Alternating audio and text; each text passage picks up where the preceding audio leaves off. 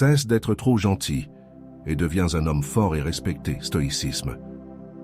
Pourquoi est-ce que plus tu fais d'efforts pour être gentil, compréhensif, accommodant, moins on semble te respecter, comme si ta confiance disparaissait à mesure que tu cherches à plaire et que poser tes limites devenait presque une faute morale.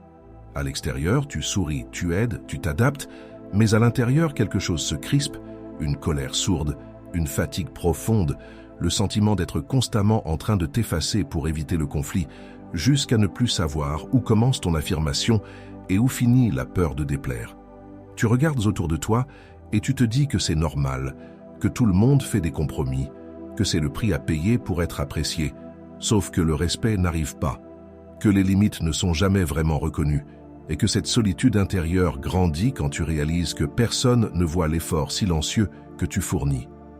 Combien de temps comptes-tu encore attendre avant d'admettre que cette gentillesse te coûte plus qu'elle ne te protège, et que le stoïcisme ne t'invite pas à subir, mais à regarder la réalité en face, ici et maintenant, pour décider consciemment de devenir la meilleure version de toi-même. Car le problème n'est pas ta bonté, mais ce que tu essaies d'obtenir avec elle, et arrêter d'être trop gentil ne signifie pas devenir dur ou agressif, mais comprendre que l'incapacité à dire non est un signal de déséquilibre, pas une vertu, et que poser ses limites est un acte de lucidité, pas de violence. Épictète l'exprimait avec une clarté implacable quand il disait que ce qui trouble les hommes, ce ne sont pas les choses, mais les jugements qu'ils portent sur elles, et sur cette chaîne, les méditations stoïciennes, nous utilisons cette sagesse ancienne pour t'aider à retrouver une affirmation calme, une confiance enracinée et un respect qui ne dépend plus de l'approbation des autres.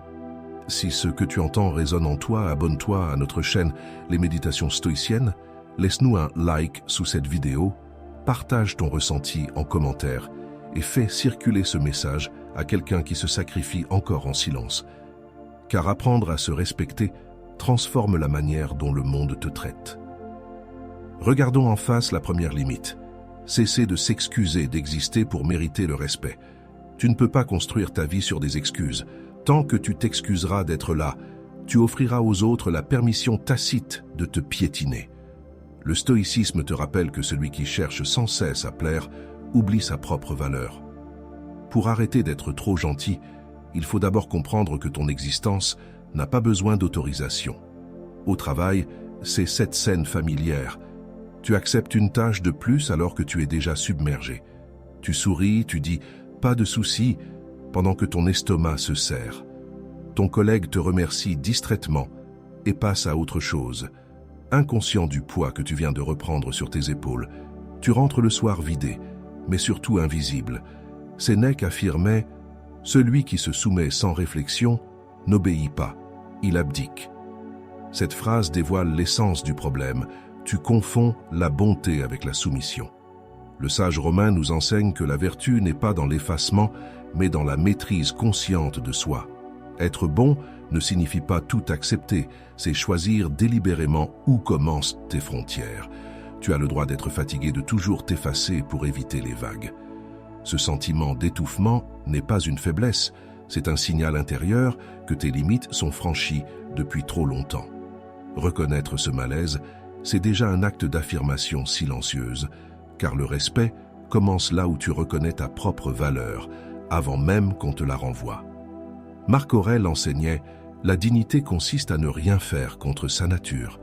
Cette idée t'invite à poser tes limites, sans colère ni honte. C'est le premier pas pour devenir la meilleure version de soi. Non celle qui plaît, mais celle qui se tient droite face au jugement des autres. Tu ne cherches plus à être accepté à tout prix. Tu choisis d'être aligné. Et ce choix change tout quand il pénètre ta vie familiale. Un jour, face à un proche qui parle sur ton dos ou exige encore ton aide alors que tu es épuisé, tu réponds calmement « Non, cette fois je ne peux pas ». La tension retombe et dans leurs yeux apparaît une nuance nouvelle, non pas de peur, mais de reconnaissance. Tu viens de montrer sans mots que ton respect n'était plus négociable. Alors regarde-toi sans détour. Chaque excuse prononcée par réflexe est une parcelle de pouvoir abandonnée. Apprends à respirer avant de dire oui, à écouter ce silence intérieur qui sait déjà ce qu'il veut préserver. Cesser de s'excuser d'exister n'est pas un cri de révolte, mais une déclaration tranquille de souveraineté. Et c'est cette paix ferme qui prépare ton passage vers la prochaine limite. Allons au contact de la deuxième limite. Arrêtez d'être trop gentil pour ne plus être invisible. Tu crois qu'être apprécié passe par le fait de tout accepter, de sourire même quand on te marche dessus. Pourtant, plus tu t'effaces, plus ton existence devient transparente. Le stoïcisme t'invite à voir que cette quête d'approbation n'apporte ni paix ni confiance, seulement la peur de déplaire. Alors demande-toi, veux-tu être aimé pour ton silence ou respecté pour ta présence? Au travail, c'est cette scène banale. Ton collègue te demande encore une faveur rapide. Tu dis oui même si tu es déjà en retard sur tes propres dossiers. Tu ressens cette tension dans la poitrine, ce mélange d'irritation et de culpabilité, mais tu continues à afficher un sourire poli. Puis, quand il reçoit les félicitations pour un projet auquel tu as tout donné, tu réalises que ta gentillesse t'a rendu invisible. Épictète disait « Celui qui veut plaire à tous finit par ne plaire à personne ». La sagesse stoïcienne rappelle que l'homme qui cherche à être aimé de tous oublie sa propre nature. Ce besoin d'approbation constante t'empêche de poser des frontières claires et te prive du vrai respect. Le stoïcien agit avec droiture non pour séduire, mais parce qu'il refuse de se trahir. Tu n'as pas à avoir honte de cette fatigue morale. Elle traduit une loyauté excessive envers les autres, au détriment de toi-même. Reconnaître cela n'est pas de l'égoïsme, c'est une forme d'affirmation lucide, comprendre que donner sans équilibre mène à la rancune silencieuse. Cette prise de conscience ouvre la porte à un changement plus calme mais plus ferme. Marc Aurèle enseignait « Ce n'est pas l'homme bon qui évite le conflit, c'est celui qui le traverse sans se corrompre ». Cette idée éclaire la voie. Arrêter d'être trop gentil ne signifie pas devenir dur, mais juste vrai. Dire non sans justification est déjà une pratique stoïcienne, un entraînement à la maîtrise intérieure. C'est ainsi que tu commences à poser ses limites avec sérénité. Et ce changement se manifeste aussi dans ta vie familiale. Quand un proche te sollicite encore alors que tu es épuisé, tu choisis cette fois de répondre calmement « pas maintenant ». Le silence qui suit est inconfortable, mais libérateur. Peu à peu, on cesse d'attendre que tu sois toujours disponible. On commence simplement à te prendre au sérieux. Car au fond, devenir la meilleure version de soi n'a rien à voir avec plaire davantage. C'est retrouver l'équilibre entre bonté et fermeté, entre ouverture et cadre clair. Chaque refus posé avec tranquillité nourrit ton estime et inspire confiance autour de toi. Et c'est ainsi que tu prépares naturellement le passage vers la prochaine limite, celle où dire non devient un acte de paix intérieure plutôt qu'une déclaration de guerre. Prenons appui sur la troisième limite. Poser ses limites sans colère et sans culpabilité. Tu as longtemps cru que dire non, c'était décevoir, que poser tes limites revenait à blesser, à créer du conflit. Pourtant, ne rien dire te ronge plus sûrement que la confrontation que tu redoutes. Le stoïcisme t'invite ici à transformer cette peur en lucidité. Poser ses limites n'est pas un acte d'agression, mais un geste de respect envers toi-même et les autres. Au travail, cette scène revient souvent. Ton supérieur te confie une mission urgente, alors que tu es déjà à bout. Tu souris, tu dis encore oui, tout en sentant cette tension monter dans ta nuque. Tu exécutes la tâche en silence, mais au fond de toi, un ressentiment discret s'installe. Ce n'est pas tant la charge qui te pèse que le sentiment d'avoir trahi tes propres frontières. Épictète expliquait « Ce n'est pas l'événement qui te blesse, mais la manière dont tu le juges. » Cette phrase révèle le cœur du dilemme. Ce n'est pas ton patron qui t'écrase, c'est ton incapacité à dire non sans te sentir coupable. Le stoïcien ne fuit pas le conflit. Il choisit simplement de répondre avec calme plutôt qu'avec colère. C'est là que commence la véritable maîtrise de soi.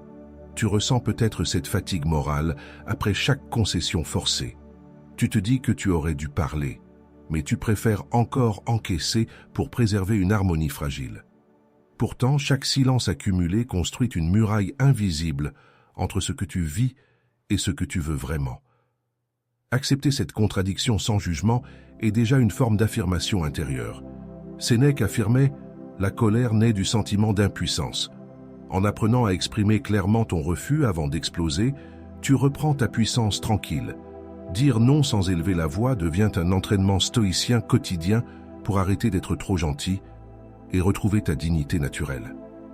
C'est ainsi que tu commences à devenir la meilleure version de toi, celle qui agit par clarté, pas par peur. Et cette transformation se manifeste aussi chez toi, dans ta famille. Quand un proche insiste pour obtenir ton aide, alors que tu es épuisé, tu choisis simplement de répondre calmement.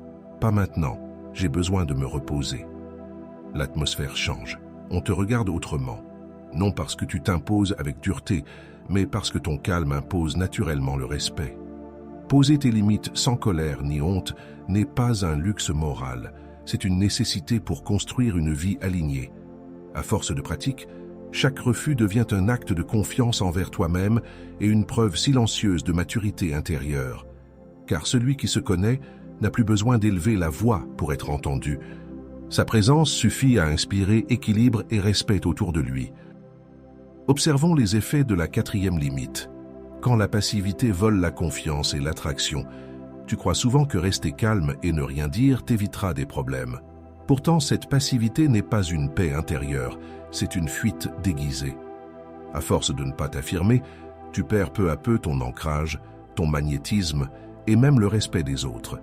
Le stoïcisme te rappelle qu'arrêter d'être trop gentil ne suffit pas. Il faut aussi comprendre comment ton silence finit par effacer ta présence. Au travail, cette scène se répète. En réunion, quelqu'un prend la parole à ta place, reformule ton idée comme s'il en était l'auteur.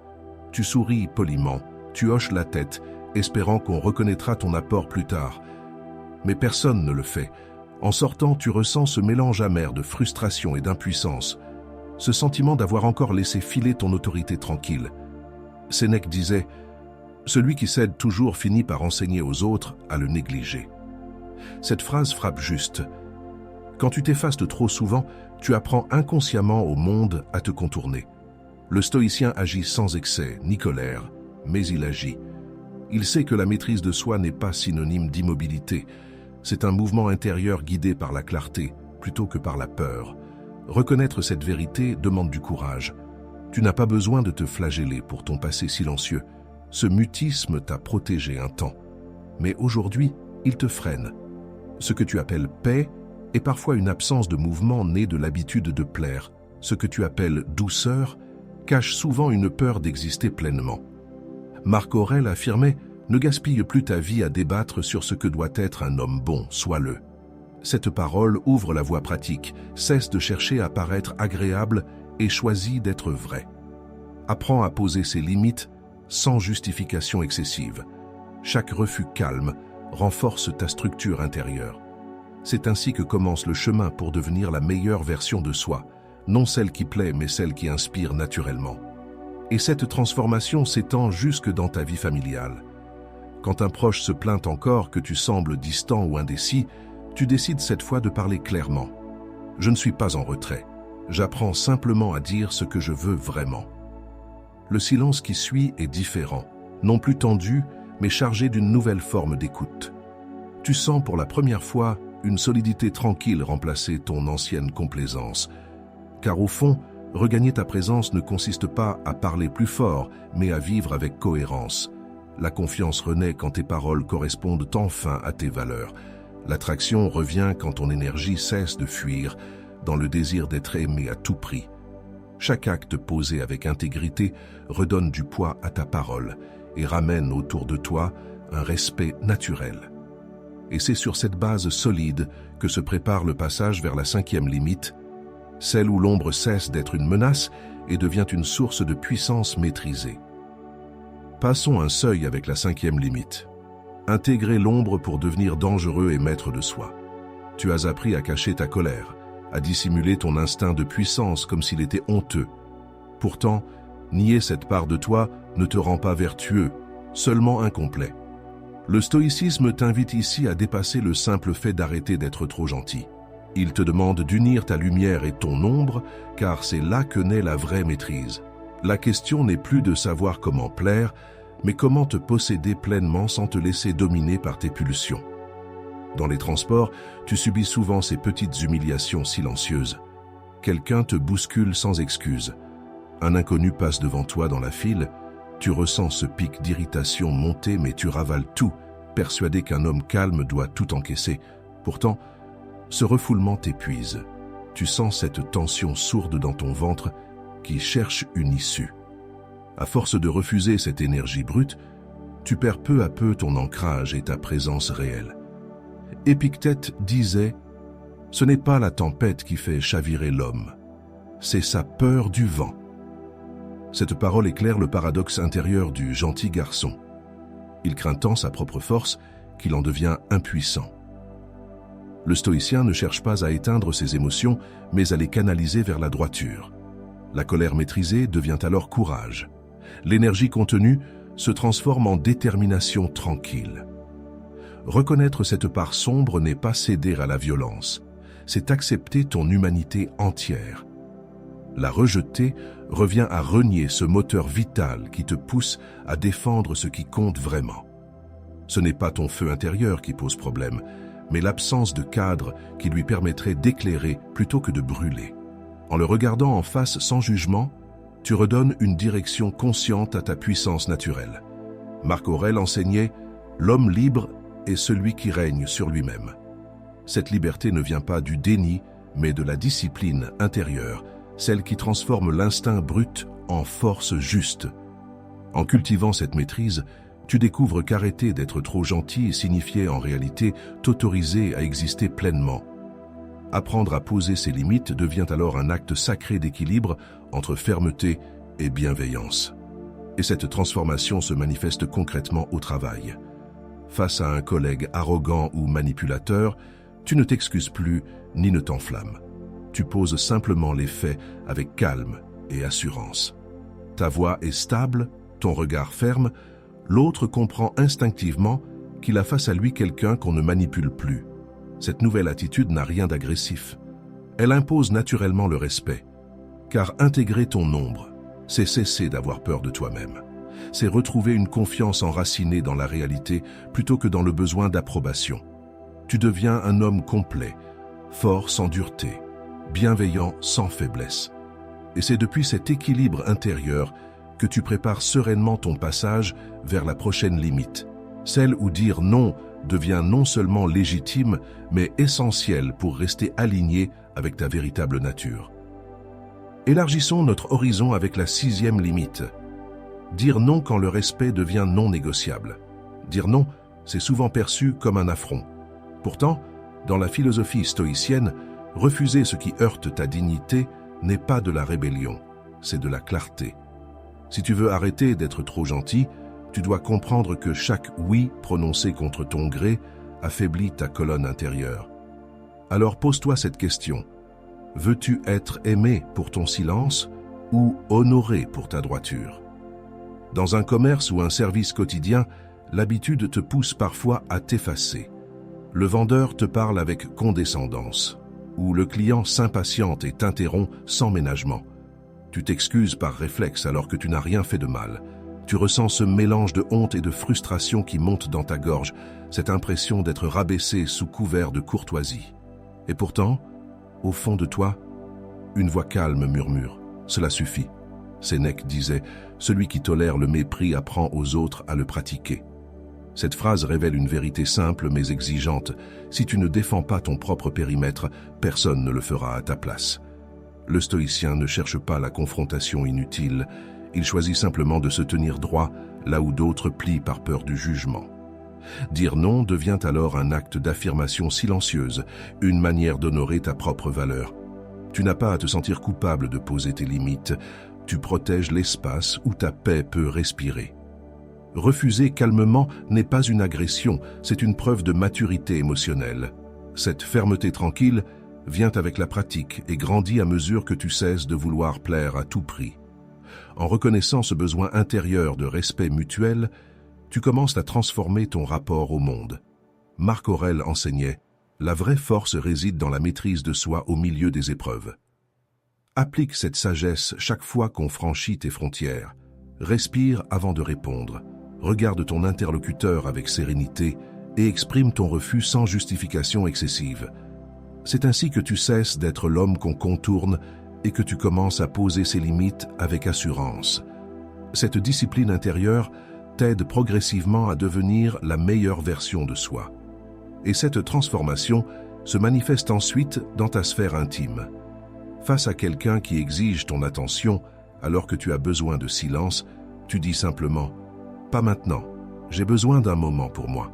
Le ton est calme mais ferme. L'autre hésite puis acquiesce en comprenant que ce « non » n'est pas une fermeture mais un respect mutuel retrouvé. Tu ressens soudain un allègement profond, celui d'un homme aligné avec lui-même. Car dire non quand le respect devient non négociable n'est pas une rupture avec les autres, c'est une réconciliation avec toi-même. Chaque refus prononcé sans colère renforce ta stabilité intérieure et inspire naturellement confiance autour de toi. Le stoïcisme t'apprend ici que la paix véritable ne naît pas du consensus permanent, mais du courage tranquille d'être entier. Et c'est depuis cet équilibre solide que s'ouvre la dernière limite, celle où la force devient sagesse plutôt que domination. Clôturons avec la 7e limite, choisir la force stoïcienne plutôt que la validation. Tu as passé des années à confondre la paix avec l'approbation, croyant que pour être aimé, il fallait plaire. Mais le stoïcisme t'enseigne une vérité plus exigeante. Vouloir être validé, c'est remettre ta liberté entre les mains d'autrui. Arrêter d'être trop gentil ne consiste pas seulement à dire non, mais à cesser de dépendre du regard des autres pour exister. La question est simple. Veux-tu être libre ou applaudi? Au travail, tu connais cette scène. Tu présentes une idée lors d'une réunion et cherches instinctivement les signes d'approbation sur les visages autour de toi. Un sourire te rassure, un froncement de sourcils t'inquiète aussitôt. Tu ajustes ton discours pour plaire, pas pour exprimer ce que tu crois juste. En sortant, tu ressens ce vide intérieur, celui qui naît quand tu échanges ton intégrité contre quelques signes de reconnaissance. Sénèque affirmait « Celui qui se satisfait de lui-même est invincible ». Cette phrase éclaire le cœur du problème. Tant que ton estime dépend des réactions extérieures, ta solidité reste fragile. Le stoïcien ne fuit pas le monde, il apprend simplement à ne plus y chercher sa valeur. Il sait que la vraie confiance ne naît pas du consensus, mais de la cohérence entre ses actes et ses principes. Reconnaître cette dépendance émotionnelle n'est pas une honte. C'est un premier acte d'honnêteté intérieure. Tu n'as pas besoin de mépriser le regard des autres, seulement de ne plus en être prisonnier. Accepter d'être incompris parfois, c'est retrouver ton centre, celui où ton calme devient plus fort que toute validation extérieure. C'est là que commence l'affirmation véritable, celle qui ne cherche plus à séduire, mais à exister pleinement. Marc Aurèle enseignait « N'attends pas que les événements arrivent comme tu le veux. Décide de vouloir ce qui arrive et tu seras heureux. » Cette sagesse te montre le chemin concret. Cesse d'adapter ton comportement à chaque opinion changeante et recentre-toi sur ce que tu contrôles. Tes paroles, tes choix, ta droiture. Ainsi poser ces limites devient naturel, non pour te protéger du rejet, mais pour demeurer fidèle à toi-même et continuer à devenir la meilleure version de soi. Cette transformation se ressent jusque dans ta famille. Là où tu cherchais autrefois à apaiser tout le monde pour éviter les tensions, tu parles désormais avec clarté et calme. Face à une critique injuste, tu réponds sans colère « Je comprends ton point de vue, mais je reste en accord avec ma décision ». Le silence qui suit n'a rien d'hostile. Il est plein d'un nouveau respect, celui qu'on accorde spontanément à un homme aligné. Car choisir la force stoïcienne plutôt que la validation extérieure n'est pas un retrait du monde, mais une reconquête intérieure. Tu n'as plus besoin d'être parfait ni approuvé pour te sentir légitime. Ta stabilité vient désormais de l'intérieur. Et dans cette paix solide s'épanouit un charisme tranquille, celui d'un homme qui inspire non parce qu'il cherche à convaincre, mais parce qu'il incarne simplement ce qu'il croit juste. Tu as parcouru le chemin avec lucidité, en affrontant tes peurs et en reconnaissant les illusions qui te maintenaient dans la complaisance.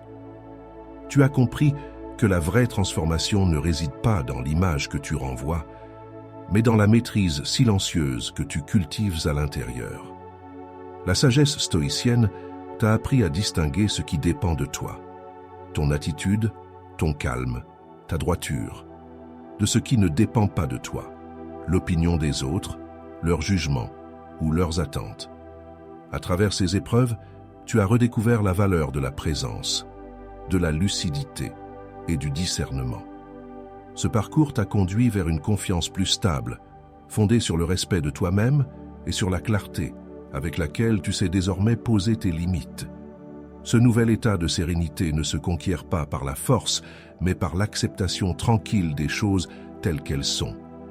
Comme le rappelait Marc Aurèle, l'obstacle sur le chemin devient le chemin. Ce que tu prenais autrefois pour une faiblesse s'est transformé en sagesse pratique. Chaque refus exprimé sans colère est devenu un acte d'affirmation et chaque silence choisit une preuve de maîtrise. Le développement personnel masculin inspiré du stoïcisme n'est pas une quête d'invincibilité, mais un apprentissage patient de soi-même. Savoir quand agir, quand se taire et quand laisser passer les vents contraires sans perdre son centre intérieur. C'est ainsi que naît cette paix solide qui ne dépend plus du regard d'autrui, mais de ta cohérence avec tes propres valeurs. Sur cette voie exigeante mais libératrice, souviens-toi que tu n'es pas seul. La communauté des méditations stoïciennes existe pour partager cette sagesse vivante et t'accompagner dans ta pratique quotidienne. T'abonner à cette chaîne, c'est t'engager à continuer ce chemin d'équilibre, non pour consommer du contenu, mais pour cultiver la vertu ensemble. Chaque like, chaque commentaire ou partage devient alors un acte de bienveillance envers ceux qui cherchent eux aussi à arrêter d'être trop gentils et à devenir la meilleure version d'eux-mêmes en apprenant à poser leurs limites avec calme et respect. Ensemble, nous avançons comme des pratiquants de la maîtrise intérieure, plutôt que comme des spectateurs passifs du changement. Souviens-toi enfin, la sagesse n'est jamais un état atteint, mais un mouvement constant vers plus de clarté et de présence. Continue à marcher sans crainte sur ce sentier étroit, où force et douceur se rejoignent, car celui qui choisit chaque jour la vertu plutôt que la validation découvre peu à peu qu'il n'a plus besoin d'être approuvé pour exister pleinement.